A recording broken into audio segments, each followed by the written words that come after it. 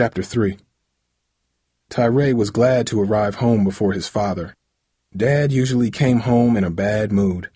Mom would rush around making dinner, trying to keep the peace and stay out of his way. But even she could not avoid catching blasts of his foul temper. "This house is filthy. Can't you do anything right?" he would often complain. "Gil, I just cleaned it yesterday. The only mess I see is from your work boots," Mom would reply softly. "You want to start an argument tonight, don't you?" Dad would shout, slamming doors and stomping around the house like a drunken elephant.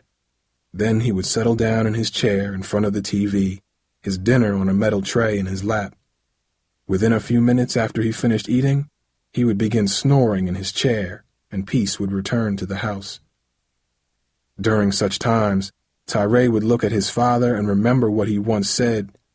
"I might not be the smartest man in the world, and I ain't the best looking neither, but you better believe that folks are gonna respect me 'cause they know I ain't scared of nothing. I don't care who I'm talking to. I just look 'em in their eyes and they're afraid because they know I can hurt them. All the education in the world still ain't too much for the fear I put in folks. That's all I need." Tyray had accepted that philosophy for himself long ago. Like his father, he knew he wasn't as smart as other kids, at least not at school. His brother Warren had always been a stronger student than Tyray. Warren was better looking, too. He looked more like Mom, tall and slender with nice, well-shaped features.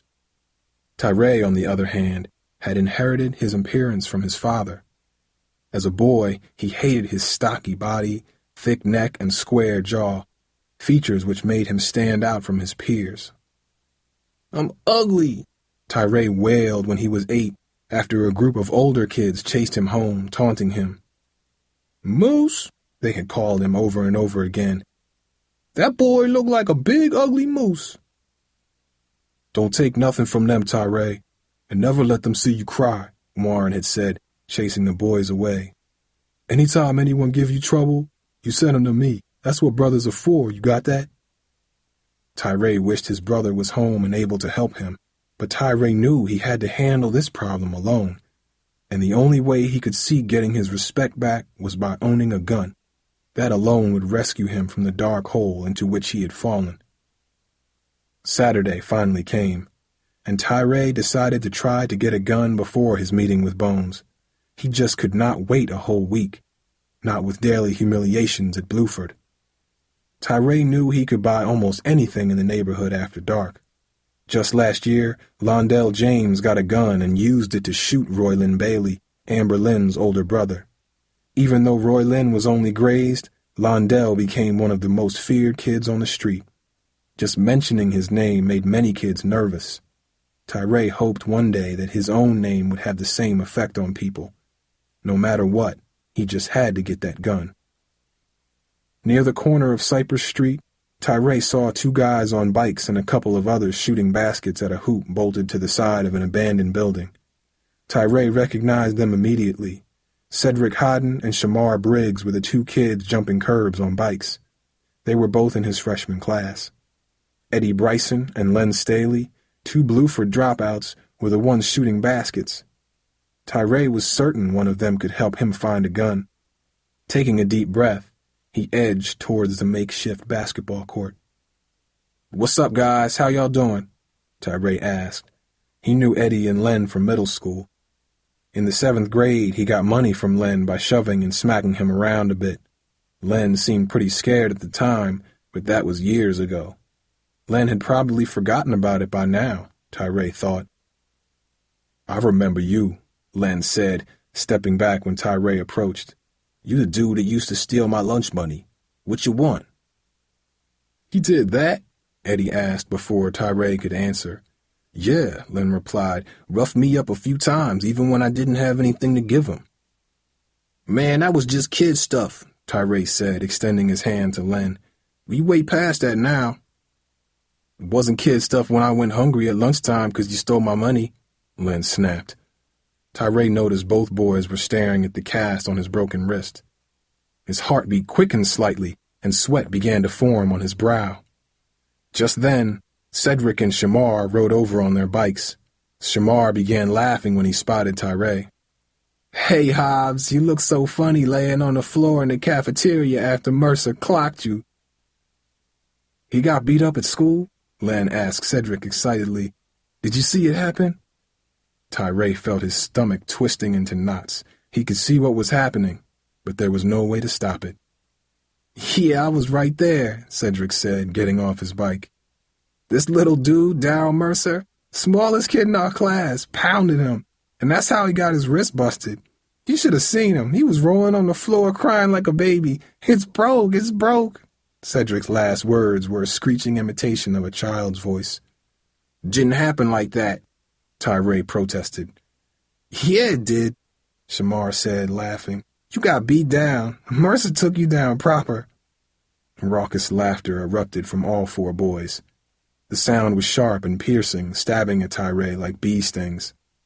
"You better watch your mouth," he snarled. "I can whip all y'all. Ain't no doubt about that. I can do it, bad wrist and all. So don't be playing me, all right?" The boys looked a bit edgy, watching him carefully from a distance of about 6 feet. Until last week, his threats had always worked, making kids cower in fear or simply run away. But now no one was running. The sight of him writhing on the floor of the cafeteria had weakened his game.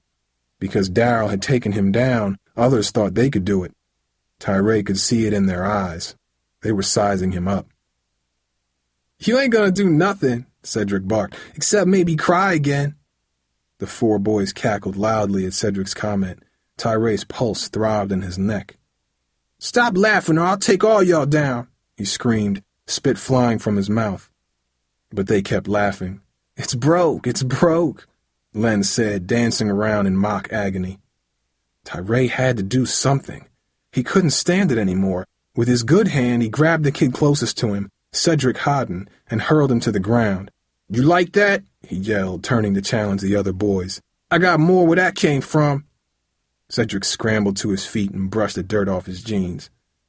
"Man, I'd whoop you bad, only I don't fight crippled people with busted hands. I ain't a punk like you." "Let's teach this punk a lesson," Len said. "I'm tired of him running off at the mouth." At once, the four boys closed in, cautious to avoid Tyray's good hand. As they circled, they snickered with excitement, unnerving Tyray. If they had been ganging up on him with anger, it might have been easier to bear, but they didn't even respect him enough to take him seriously. He had become a joke, a fool. He had become a nothing.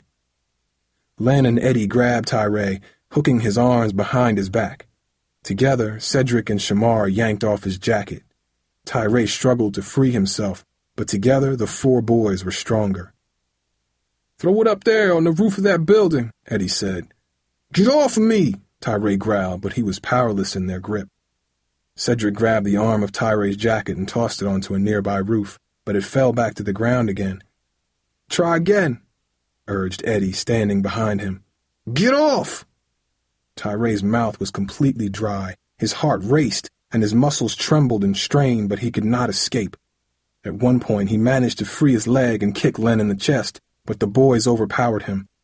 As he struggled, Tyray remembered how he once tossed a kid's t-shirt into a toilet during gym class. The boy had cried like a baby while others laughed. Tyray could almost see the boy's face as he watched Cedric fling his jacket into the air. On his second try, Cedric was successful. The jacket snagged on a jagged brick near the apartment roof and hung there. The boys released Tyray, shoving him to the ground and applauding Cedric's throw. Tyray landed on the asphalt with a thud, partially rolling on his chest. A jolt of pain shot into his arm like a hot knife, causing him to wince. "Look at him," Len roared. "He's gonna cry." "How's it feel to get paybacks?" Shamar laughed. An old woman peered from an apartment window just below where Tyray's jacket hung. "What's the matter with you boys? What kind of fools are you throwing clothes on my roof? You all need a good thrashing. Now get out of here. If you don't stop your hollering and fighting, I'll get the cops after you, I swear I will." The boys scattered, leaving Tyray alone on the ground holding his wrist, his face covered in a layer of dirt and sweat. Tyray imagined how pitiful he looked, lying on the ground holding his wrist, his jacket dangling from the roof like the carcass of a dead animal. For a moment, Tyray sat in silence, anger swirling in his chest like flames from a wind-driven fire. But anger was not the only emotion Tyray felt. Somewhere deep inside, he also felt a knot of sadness and shame. Years ago, his father taught him there was no room for such feelings, that men were not supposed to cry. It was a lesson Tyray practiced every day. Forcing back bitter tears that threatened to gather in his eyes, Tyray stood up and brushed the dirt from his clothes. In the distance, he heard the squeak of an old bicycle approaching. Turning quickly towards the sound, he recognized the figure on the bike even though he was at the other end of the block. It was Darrell Mercer. Darrell biked towards Tyray for an instant, but then quickly turned up an adjacent street out of sight. In seconds, the sound of the bike was gone. Tyray knew Darrell worked at a nearby grocery store. He wondered if he was on his way to work, or maybe Darrell heard about what happened and decided to come to laugh at him too. "Too late, Mercer," Tyray said bitterly. He looked up at his jacket and saw that the old woman continued to watch him. Tyray felt even more humiliated standing in his undershirt beneath the old woman's gaze. There was no way he would go home without the jacket. If he did, his father would punish him. The jacket was relatively new, and Dad did not take kindly to clothes being lost or ruined. "What you staring at me for?" Tyray shouted. "Just throw down my jacket." The woman scowled and shouted back. "Don't you be giving me orders, you fresh-mouthed thing. From what I've seen, you best not be giving orders to nobody. Now you show me some respect, and I might be able to help you," she said. Tyray lowered his head in frustration. The sadness in his chest seemed overwhelming. Never had things been this bad. Now even old people were disrespecting him. "Please, lady, I just need to get my jacket so I can get out of here," Tyray muttered. The woman went back into her apartment and returned with a broom, which she used to reach the jacket. After a few seconds, she managed to dislodge it, and the jacket tumbled to the ground with a thud. Tyray raced over to where it fell and put it on quickly. Eager to get away from the old woman, he left without a word. "Kids today," she grumbled as he walked away. Tyray was in a hot sweat when he reached his street. His mission now had even greater urgency. There was no way things could be right until he got a gun. Though he would terrorize Shamar, Len, Eddie, and Cedric with it, his first target would be Darrell Mercer. He was the one who had caused Tyray to lose respect. He was the one who made it unsafe for Tyray to walk in his own neighborhood. Of course, Tyray would not kill Darrell. He would just scare him, make him cower, make him beg, cry, and whimper. And if something happened, if a mistake occurred and Darrell got hurt, that was okay too. Darrell had to pay. When Tyray got home, his father was waiting. "Where you been? Where you get off coming home this late? What you been doing all afternoon, huh?" Dad threw questions at Tyray like swift punches. "I've been looking for work," Tyray said. "Liar. No good liar. If you've been looking for work, tell me who you talked to." The guy in the pizza place," Tyray stammered. "What guy? What pizza place?" Dad thundered. Tyray searched his mind frantically.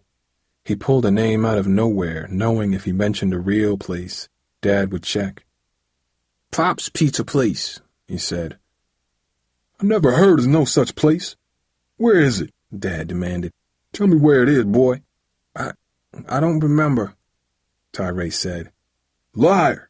Dad shouted, still clutching Tyray's shirt. Dad raised Tyray's face until it was just inches from his. "You tell me the truth." "All right," Tyray said in a shaky voice. "I was just hanging out with some dude, shooting hoops and stuff." "Oh, yeah?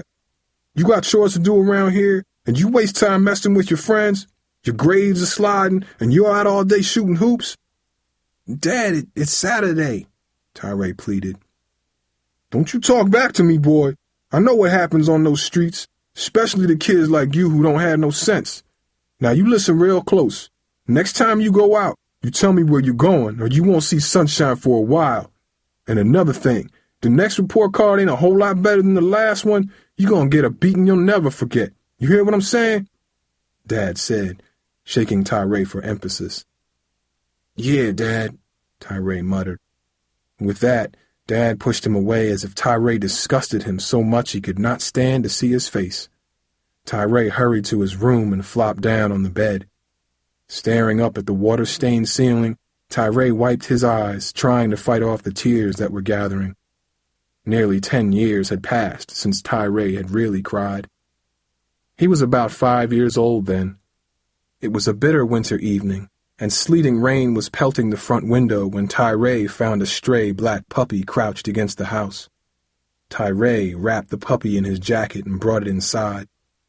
Mom wanted to let Tyray keep the puppy, but Dad snatched it up and tossed it back into the wet cold and slammed the door after it. Don't need no stinking animal cluttering up the house, Dad had growled. We already got enough people living here and enough bills to pay. That night, Tyray lay awake for hours hearing the cries of the whimpering puppy mixed with the crash of rain and wind. By morning, a thin layer of ice had formed on the roofs of buildings. Tyray went looking for the puppy. He didn't find it for 3 days, and he only found it then because of the smell.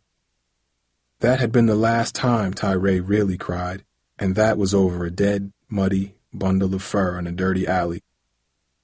It's gonna be all right, little man, Warren had said when he spotted Tyray leaning over the lifeless body. Pushing the memory from his mind, Tyray folded his arms over his chest and resolved not to cry. He hated feeling so weak. He hated Bluford and all its students and teachers. He hated Darrell Mercer and what he had done to his life.